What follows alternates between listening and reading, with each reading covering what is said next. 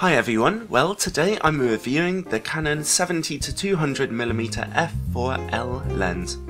This is my first Canon L lens, as you can see by the red ring at the top, and L means luxury, so you're getting a professional standard lens here in every way. This is a slightly unusual lens nowadays, as it's a telephoto lens, but it doesn't have image stabilization. But for that reason, it's also the cheapest Canon L lens, coming in at about £450. So I'm going to mount it on a Canon 450D for your entertainment. This lens is a tiny bit old now, and for a lot less money you can get an image stabilized telephoto lens with a wider focal range, for instance the Canon 55-250mm IS. So why bother spending more money for this lens? Well, firstly, although it's not actually weather sealed, the build quality of this lens is fantastic. It's made of metal and looks beautiful. The zoom ring isn't very well damped, but it is very smooth to use.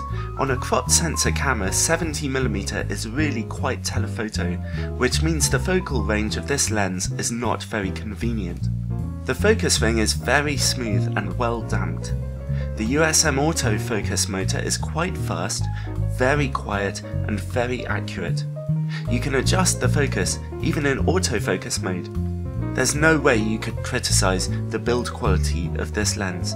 It really is a joy to use. The other reason to get an L lens instead of a cheaper one is the image quality. I love the pictures this lens produces. The colours and contrast really jump out at you. I can't believe how good they look.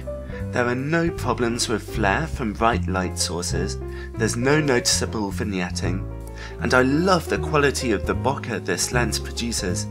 Look at the beautifully rendered out of focus areas in this picture.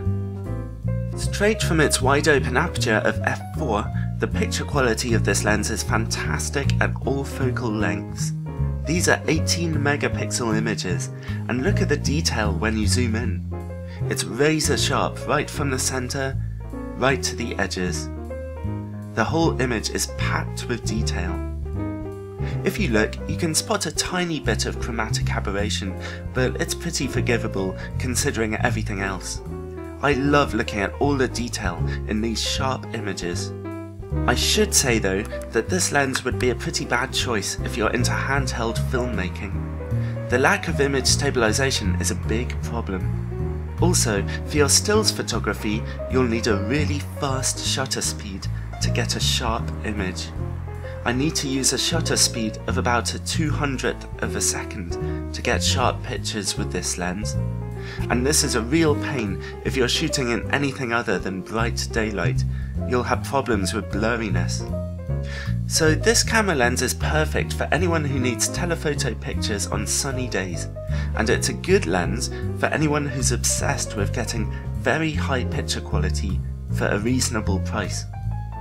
But the lack of image stabilization makes this a difficult lens to use on a cloudy day or if you're indoors. The maximum aperture of f4 means you're not really letting in a huge amount of light, even if this is a bit better than the cheaper lenses.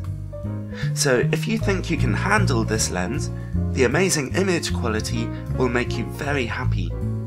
But if you're still just practicing photography, or if you're seriously into filmmaking, then you will miss image stabilization.